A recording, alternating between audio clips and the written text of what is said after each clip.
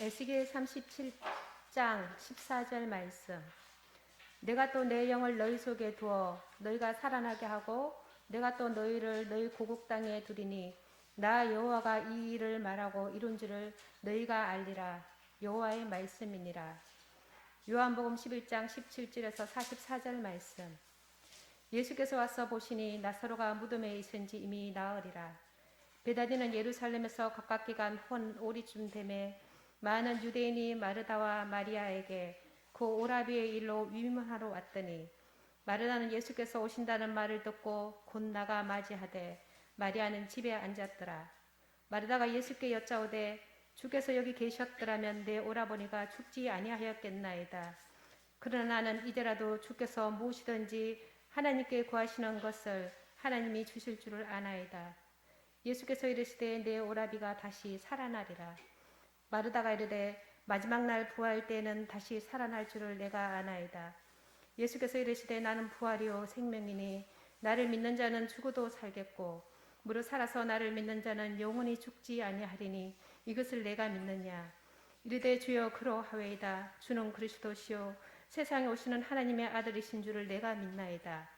이 말을 하고 돌아가서 가만히 그 자매 마리아를 불러 말하되 선생님이 오셔서 너를 부르신다 하니 마리아가 이 말을 듣고 급히 일어나 예수께 나아가매 예수는 아직 마을로 들어오지 아니하시고 마르다가 맞이했던 곳에 그대로 계시더라.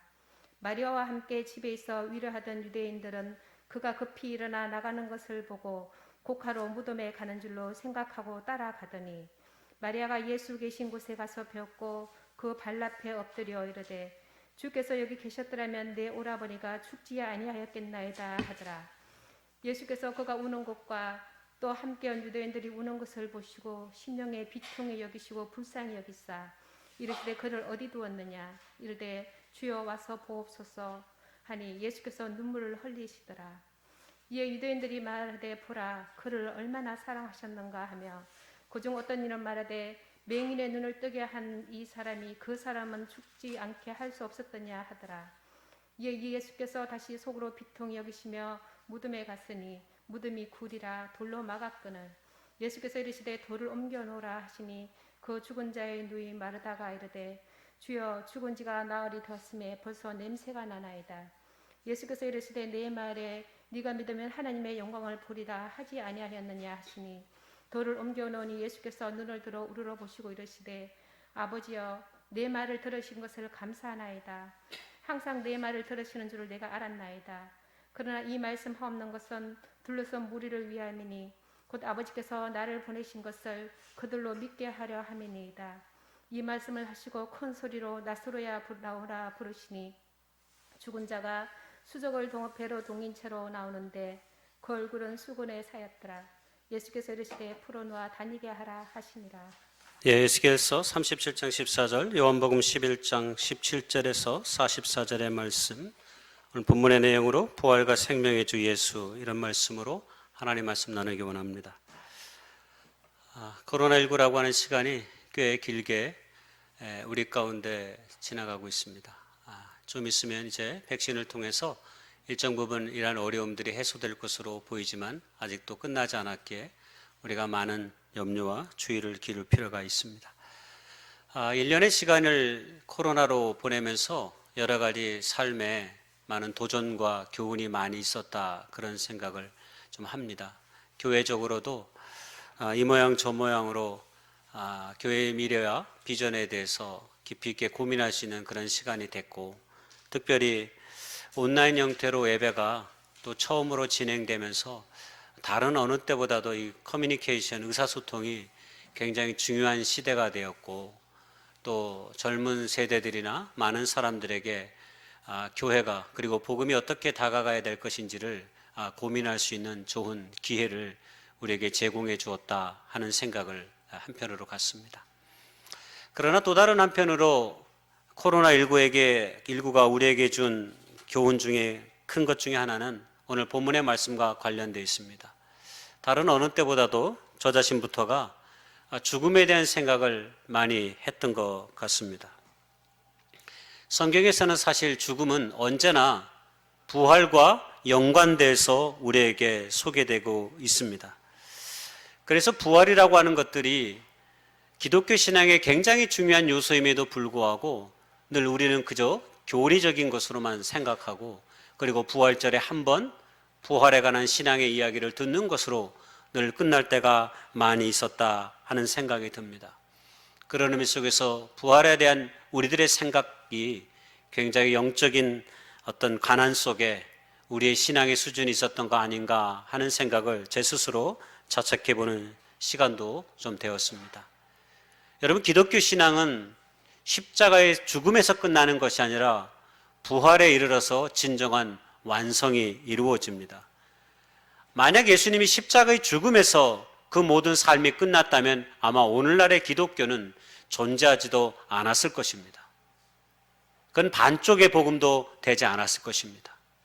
기독교 신앙은 십자가의 죽음을 지나 부활에 이르러서야 진정한 기독교 신앙이라 말할 수 있기 때문입니다.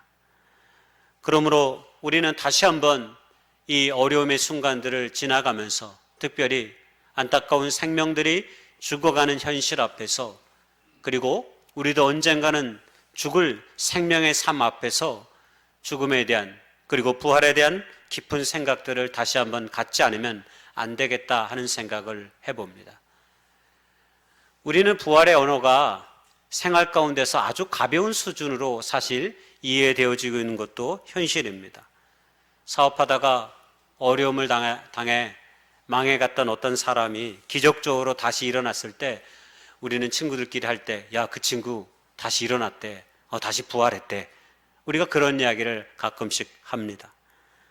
또 잘 나가던 프로야구 선수가 어느 순간 긴 슬럼프에 빠져서 헤어나지 못하다가 시간이 지난 후에 다시 본래의 폼을 회복하여 잘 치기 시작하면, 야, 그 친구 부활했네 라고 해설자들은 말하기도 합니다. 그렇습니다. 우리가 흔히 말하는 부활은 절망의 순간에서 기적적으로 다시 일어난 사건을 가리킬 때 우리는 이런 식으로 표현하기도 합니다. 그러나 성경의 주님께서 나는 부활이요 생명이니라고 말했을 때 그 의미는 우리가 세간에서 생활 속에서 이야기하는 그 부활의 의미보다 훨씬 더 큰 의미를 가지고 있다는 사실을 기억해야 합니다. 오늘 그것이 우리가 함께 읽었던 성경 요한복음 11장에 나사로가 다시 살아난 이 이야기를 통해서 우리에게 선명하게 보여지고 있습니다. 오늘 우리가 함께 읽었던 요한복음 11장은 나사로의 죽음 속에서 그가 다시 일어난 사건, 즉 부활의 사건을 다루고 있습니다. 그리고 이 사건은 주님의 십자가의 죽음과 부활의 사건을 예표해 주는 것이기도 합니다. 오늘 읽은 본문의 내용을 제가 굳이 다시 한번 서술하지 않아도 우리가 이미 나사로의 이 사건에 대해서 잘 알고 있습니다. 오늘 본문의 시작이 벌써 나사로가 죽은 지 이미 사흘이나 지난 시간이 되었습니다. 나사로가 무덤에 있은 지 이미 나흘이라 그때 예수님께서 마르다와 마리아에게 찾아가는 이야기로 오늘 본문의 내용에 기록되고 있습니다. 보통 유대인들의 장례는 한 일주일 정도 지속됩니다. 그 일주일 동안에 가까운 친인척의 사람들이 집을 방문하여서 위로하고 하는 일들이 있었던 것이죠. 그래서 예수님께서 베다니에 갔을 때도 이미 많은 사람들이 마르다와 마리아를 잃어버린 오라비를 위로하기 위해서 찾아오는 그런 형국이었습니다. 그리고 오늘 주님께서 나는 부활이요 생명이다라고 하는 우리가 계속해서 지금 살펴보고 있는 예수님의 자기 선언의 이 이야기가 바로 마르다와의 대화 속에서 예수님의 이 이야기를 밝히고 있는 것입니다. 본문의 내용을 조금 살펴보면 그런 것입니다. 오늘 마르다가 주님이 오신다는 소식을 들었습니다. 21절에 보니까 드디어 주님이 베다니 자기 집에 온 것을 알고 만나면서 대뜸 첫 물음이 그거였습니다. 아니, 주님께서 여기 계셨더라면 내 오라비가 죽지 않았을 터인데 라고 하는 탄식을 합니다. 그리고 말하기를 더 나아가 이제라도 나는 주께서 무엇이든지 하나님께서 구하시는 것을 하나님이 주실 줄 아나이다 라고 하는 이런 고백을 해요. 이것이 대뜸 주님을 만난 마르다의 고백입니다. 여러분, 얼마나 멋진 고백입니까? 주님이 여기 계셨더라면 죽지도 않았을 뿐만 아니라 더 나아가 이제라도 비록 죽었지만, 내 오라비가 죽었지만 그럼에도 불구하고 하나님께 구하시는 것을 하나님이 주실 줄 압니다 라고 고백한 거죠. 슬픔 속에서도 자라나는 희망의 언어를 마르다가 우리에게 보여주고 있는 것입니다. 여러분, 때로 우리의 신앙이 이런 모습을 가져야 합니다. 극심한 절망과 고통 속에서도 주님 안에서의 희망을 놓지 않는 것, 때로 이것이 우리의 삶 가운데 필요합니다. 흔히 야구와 관련돼서 흔히 하는 표현 중에 하나가 야구가 9회 말 투아웃부터다 라고 이야기합니다. 야구는 9회 말이면 끝납니다. 3아웃이 되면 끝납니다. 근데 야구가 9회 말 투아웃부터라고 해설자들이, 평론가들이 말하는 이유가 무엇일까요? 가끔씩 프로야구를 시청하다 보면 9회 말 투아웃에 3대0으로 팀이 이기고 있다가 4대3으로 지는 경우가 많습니다. 한마디로 자기 팀이 이기고 있다가 뒤집어지는 경우가 한 명의 아웃만 시키면 끝나는 그 경기를 끝내지 못하고 그 경기가 뒤집어집니다. 9회 말 투아웃까지 잘 해오다가 한 명을 잡지 못해서 경기가 뒤집어진다. 이기는 팀 입장에서 보면 놀랄 만한 일입니다. 여러분, 그런 경우가 어떻게 일어나는 것입니까? 지는 팀이 한 명만 아웃되면 이 경기는 끝나지만 끝끝내 포기하지 않고 집중력을 가지고 마지막 순간까지 최선을 다해 그 경기에 임하는 자세를 통해 때로 그런 역사가 일어나기도 한다라고 하는 거죠. 다시 말하면 포기하지 않으면 기회는 언제든지 우리의 삶 가까이 있음을 여러분, 우리도 한 번쯤 기억해야 합니다. 마르다의 이런 고백에 주님의 답은 더더욱 놀랍습니다. 아마 이것이 마르다가 듣고자 했던 답이었을까요? 아니었을 것입니다. 그러나 하나님은, 우리 주님은 그 이상의 답을 주시는 거죠. 네 오라비가 다시 살아날 것이다. 금방 오라비를 잃은 누이에게 우리 주님께서 네 오라비가 다시 살아날 것이다 라고 말했습니다. 그랬더니 마르다가 뭐라고 얘기하냐면, 마지막 날에 그럼요, 내 오라비가 다시 살아날 것을 저는 믿습니다 라고 말했습니다. 많은 유대인들이, 바리새인들이 이런 마지막 날의 부활을 다 믿었습니다. 아마 그 연장선상에 아마 마르다도 있었던 것 같습니다. 그리고 어쩌면 이 땅에 예수를 믿고 사는 우리들이 생각하는 부활에 대한 이해도 어쩌면 여기에 머무를 수 있습니다. 먼 마지막 심판의 날에 우리가 다시 살아나는 것 말입니다. 물론 그렇습니다. 그러나 여러분, 성경의 부활은 그것 이상입니다. 그리고 그것을 주님은 나사로의 살리심과 마르다와 마리아와의 대화 속에서 그 의미들을 분명하게 밝혀주시는 거죠. 특별히 마르다와의 대화 속에서 그 의미를 밝혀주십니다. 이런 마르다의 대답에 주님께서는 25절 26절에 이렇게 말씀하셨습니다. 예수께서 이르시되 나는 부활이요 생명이니 나를 믿는 자는 죽어도 살겠고 무릇 살아서 나를 믿는 자는 영원히 죽지 아니하리니 이것을 내가 믿느냐? 바로 이 말씀 말입니다. 나는 부활이요 생명이니 나를 믿는 자는 죽어도 살겠고 무릇 살아서 나를 믿는 자는 영원히 죽지 않는다라고 하는 이 신앙, 이 고백, 이 믿음, 여러분, 이것이 하나님의 사람 그리스도인들이 가져야 되는 믿음의 고백인 것이죠. 주님은 자신을 부활이요 생명이라고 말씀하셨습니다. 여러분, 부활만 얘기한 것이 아닙니다. 부활이요 생명이라고 얘기했습니다. 한마디로 부활과 생명이 떨어져 있는 것이 아니라 붙어 있습니다. 이것이 기독교 신앙의 복음의 핵심입니다. 한마디로 죽음을 넘어선 생명이 생명이다라고 말하는 것이 기독교 신앙에서의 생명입니다. 죽음을 넘어선 신앙, 죽음을 넘어선 생명. 여러분, 그럼 우리 물을 수 있죠. 여러분, 우리 생명 있는 자들의 삶으로 살아가고 있습니까? 죽음을 넘어선 생명이 생명이다라고 말하고 그것이 부활의 실체라고 오늘 주님은 마르다와의 대화 속에서 이야기하고 있는 것입니다. 한마디로 죽음의 권세를 이기는 생명의 권능이, 그 새로운 생명이 주님을 믿는 사람들 안엔 있다라고 하는 것입니다. 여러분, 사람은 다 누구나 죽습니다.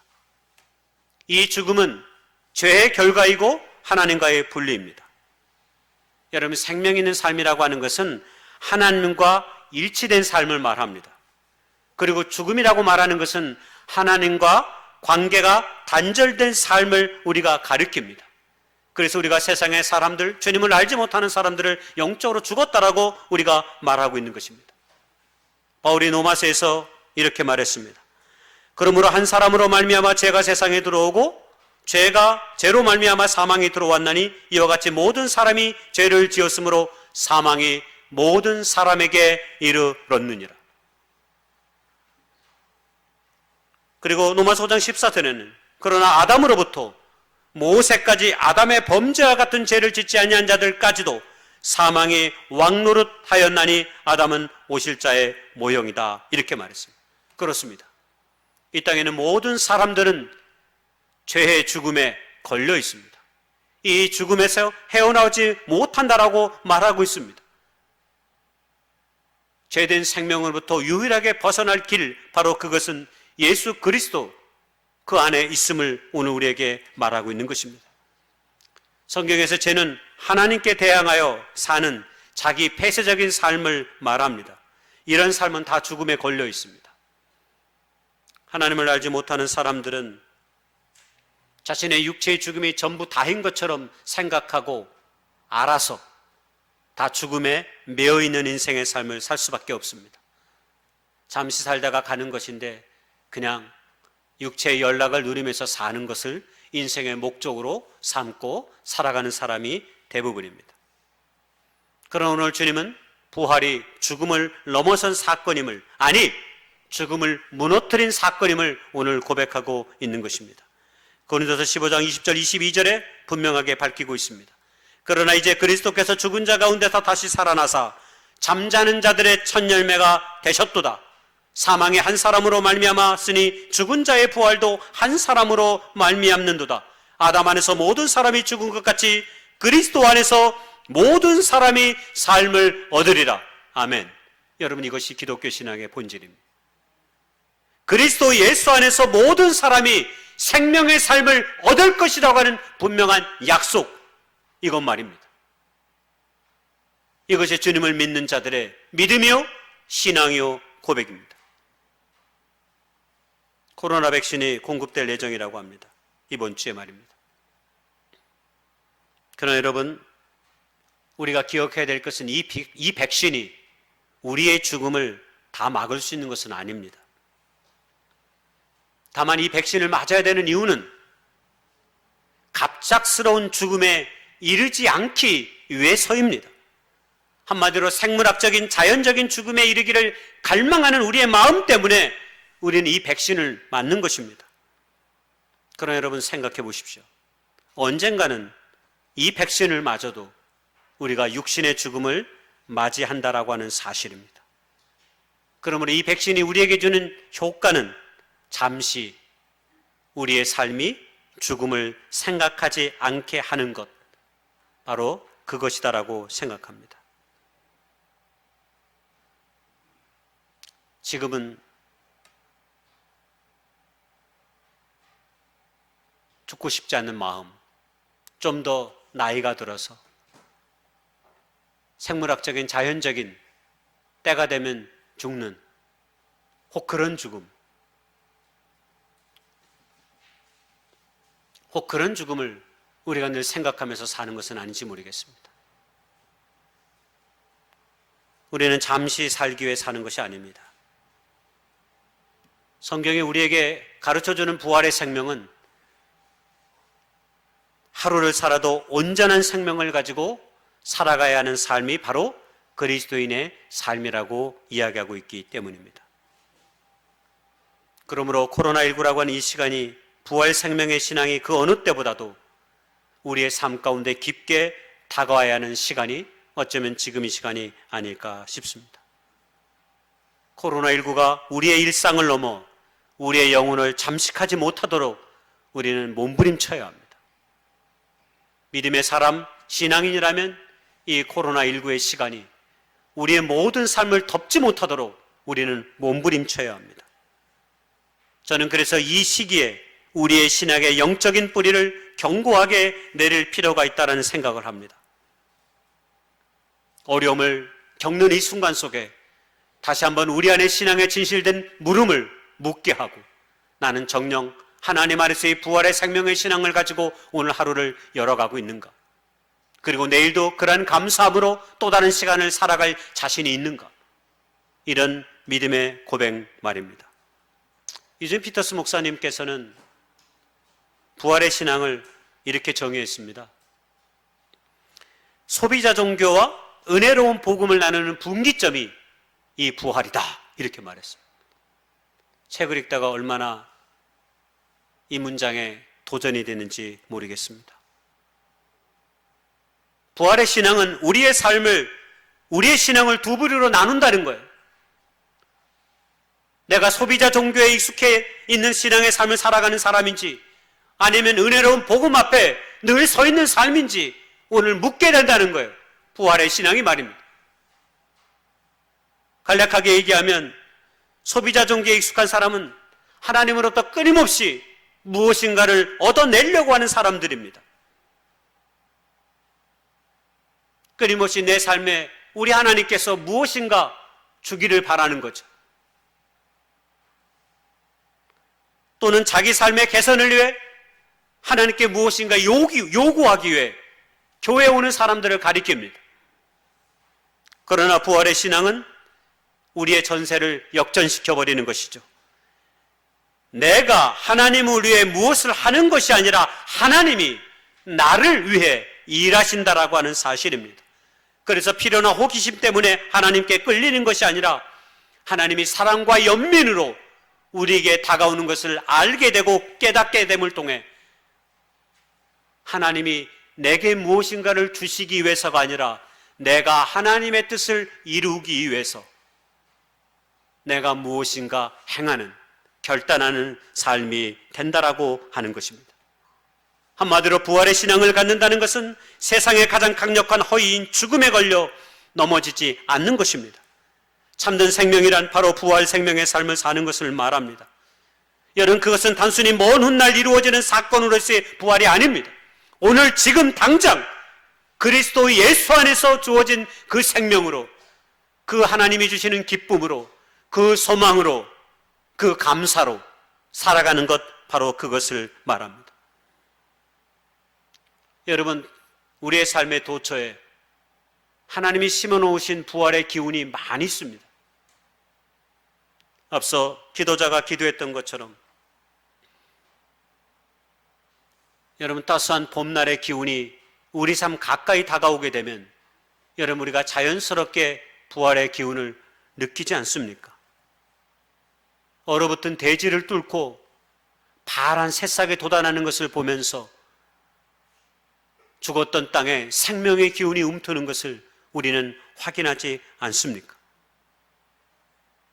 그런 의미에서 인간과 자연의 모든 역사는 궁극적으로 저는 죽음의 역사가 아니라 부활의 역사를 우리에게 가르쳐주고 있다고 믿습니다. 부활은 그런 의미 속에서 우리에게 선물과 같은 삶을 허락해 주는 것입니다. 죽음에 걸려있는 비참한 삶에서 벗어나 새로운 생명에 눈을 뜨게 하듯이 말입니다. 그것을 바울은 로마서 5장 17절에서 이렇게 말했습니다. 한 사람의 범죄로 말미암아 사망이 그 한 사람을 통하여 왕노릇하였은즉 도흑 은혜와 의의 선물을 넘치게 받는 자들은 한 분 예수 그리스도를 통하여 생명 안에서 왕노릇하리로다. 할렐루야. 얼마나 멋진 고백인지 모르겠습니다. 죽음에 걸려있는 삶이 아니라 죽음을 넘어 생명으로 왕노릇하는 자로 하나님이 우리의 삶을 삼아 주셨다라고 하는 겁니다. 선물 받은 자들은 그리스도 예수를 통해 얻어진 생명을 가지고 왕노릇하는 것, 그게 그리스도인의 삶입니다. 거짓된 죽음의 삶의 포로가 되지 않고 말입니다. 우리는 그런 부활 생명의 신앙을 가지고 여러분 오늘을 살아가고 계십니까? 어떤 것이 부활 생명의 삶을 사는 자들의 모습일까? 이렇게 생각해 보니까요, 떠오르는 소설이 있습니다. 그 유명한 톨스토이의 마지막 작품 부활입니다. 부활은 톨스토이 자신의 자전적 이야기를 담고 있습니다. 그는 자신의 생애의 죽음이 가까이 갈수록 하나님의 훌륭한 사람으로 거듭난 사람인데, 그가 마지막에 쓴 작품 중에 하나가 이 부활입니다. 여러분, 톨스토이의 부활의 스토리는 간략하게 제가 설명하면 그런 겁니다. 19세기 러시아 생트페테르부르크에 한 공작이 있었습니다. 그 공작 이름은 네흘류도프입니다. 이 한 공작이 어느 날 배심원으로 우연히 재판에 참여하게 됐습니다. 피고는 누구였냐면 어느 부유한 상인을 독살하고 돈과 반지를 훔쳤다고 하는 혐의를 받고 있는 창녀였습니다. 그래서 재판날에 이 네흘류도프 공작이 배심원으로 참여하게 됐는데, 놀랍게도 피고석에 앉아있는 여인은 그가 오래전에 알았던 카투사라고 하는 한 여인이었습니다. 그가 그 여인을 알 때는 10년 전이었습니다. 그는 너무 아름답고 청순한 소녀였지만 지금은 죄수의 신분으로 지금 피고석에 앉아 있었던 거죠. 10년 전 이 공작은 고모의 양력의 하인인 16살의 카투사를 처음 만났습니다. 그리고 이 네흘루도프 공작은 이 소녀를 사실 이 카투사를 유혹했습니다. 그리고 그녀와 동침한 후에 그녀 곁을 떠났습니다. 그래서 한 번도 그녀에 대한 생각을 가져본 적이 없었습니다. 한마디로 까맣게 잊고 있었던 것입니다. 그러나 카투사는 불행하게도 임신을 하게 되었고, 임신한 사실 때문에 양모의 집에서 쫓겨나게 됐습니다. 그리고 그 아이마저 잃게 되었고, 여러 집을 전전하며 하녀로 살다가 마침내 창녀가 되어버린 거죠. 그리고 지금은 살인과 절도혐의로 재판을 받게 됐고, 배심원에 앉아있는 공작이 바로 그 10년 전에 그녀를 알아본 것입니다.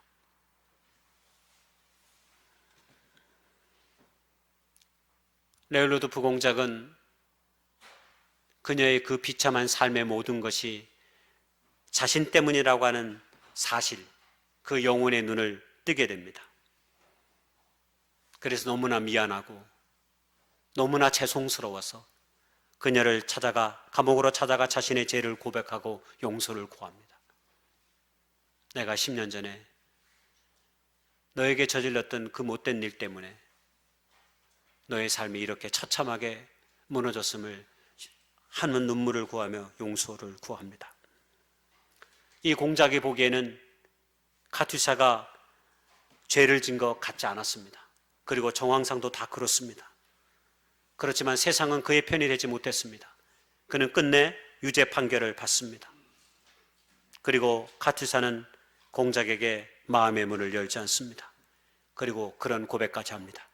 나는 창녀가 된 것이 부끄럽지 않습니다. 문 남성들에게 위안을 줄 수 있으니까요. 아니, 그것은 내가 살아있다는 증거가 되기도 하지요. 그는 자기가 살아있다라고 그런 고백을 하지만 그 고백은 공작의 마음에 더욱더 무겁게 다가옵니다. 공작은 이 카투사의 고명을 위해서 원로원에 상소도 하고 황제에게까지 청원서를 씁니다. 그러나 상고는 기각되고 카투사는 판결대로 4년의 중노동형을 받고 시베리아로 떠나가게 되죠. 하지만 결국 공작은 끊임없는 노력 끝에 황제의 사면장을 받아내고 결국 마지막 순간에 카투사를 석방시킵니다. 그리고 처절한 공작의 노력에 감동받은 그녀는 그를 용서합니다. 그리고 소설은 여기에서 끝나는 것이 아니라 이 공작이 카투사로 인해 평생 동안 고통받는 사람들 위해 자신의 모든 인생의 삶을 바치기로 결심합니다. 그리고 그에게 드디어 참된 평안의 삶이 시작되는 것이죠. 그리고 소설은 끝나죠.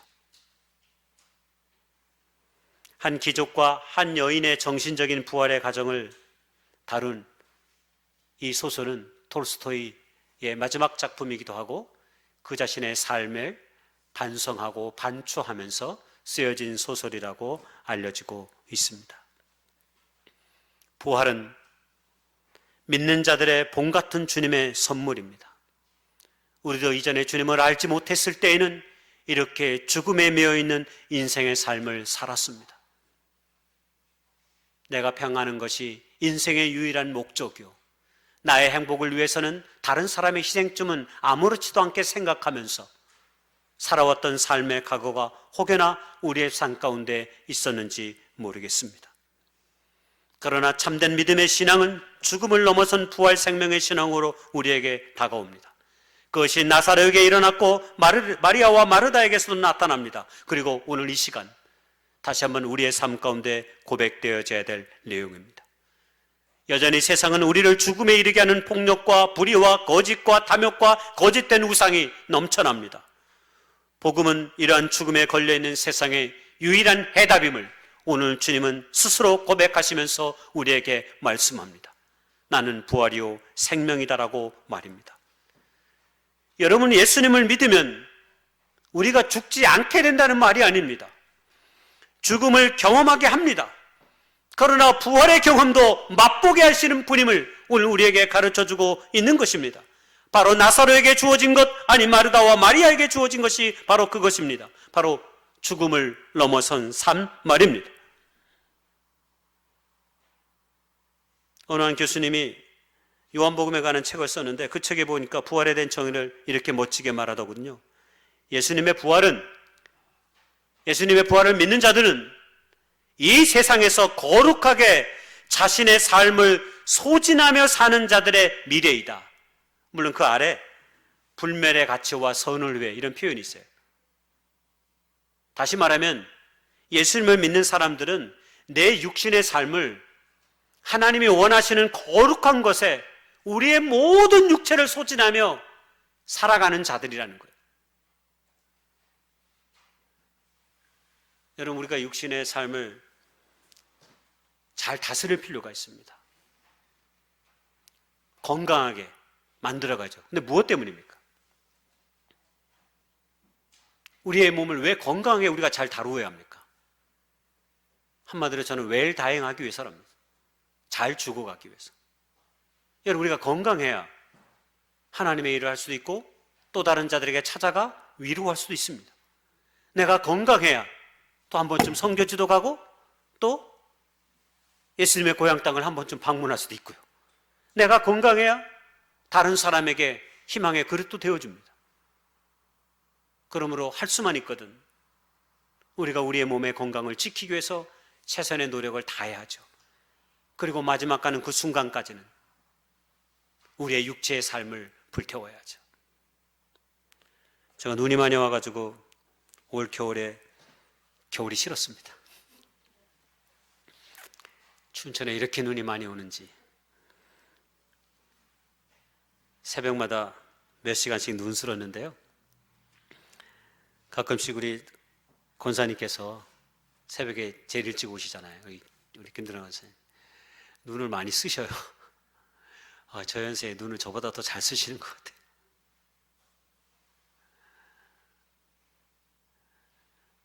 하나님께서 우리에게 주신 몸, 하나님의 거룩한 영광으로 끝까지 우리의 육신의 삶을 불태울 수 있기를 소망합니다.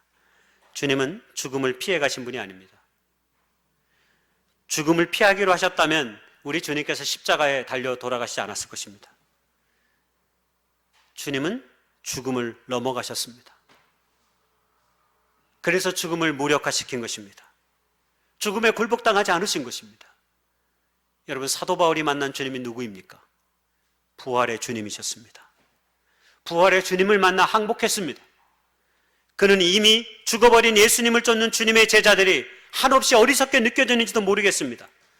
그러나 그가 다메섹에서 부활하신 주님을 만나고 나서 사는 게 이거 아니었구나. 참된 생명의 삶이 무엇인지 깨달았습니다. 그래서 그는 더 이상 죽음을 두려워하지 않는 삶을 살아갑니다. 여러분, 그리스도인의 삶은 바로 그렇습니다. 하나님의 말씀에 순복하여 살다가 자기 생명을 내려놓으신 주님을 따라 사는 삶, 바로 그것이다라고 말할 수 있는 것입니다.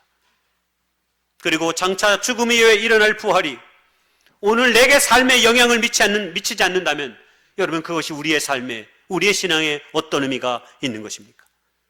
결국 우리는 이 육체의 시간을 통과한 후에 주님 앞에 가게 되는데, 그리고 이 시간이 우리의 미래를 결정하는데 이 시간을 우리가 바르게 하나님의 뜻대로 살아가야 하지 않겠습니까? 여러분, 본래 성경에서 죽음은 징벌입니다.